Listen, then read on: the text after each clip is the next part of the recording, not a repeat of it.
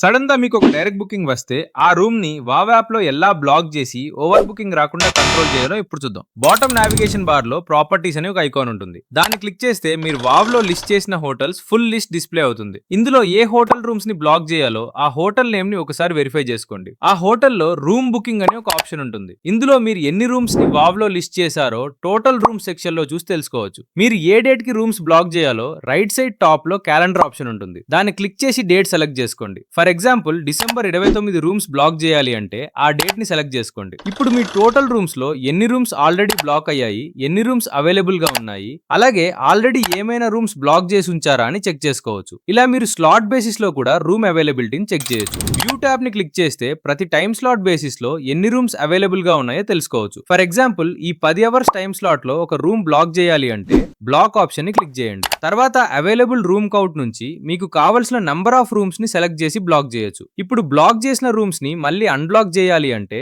Unblock option ని click చేసి same steps follow అవ్వండి. ఒకసారి లేదా రెండు సార్లు యూజ్ చేస్తే ఈ ప్రాసెస్ మీకు చాలా ఈజీగా అర్థమైపోతుంది.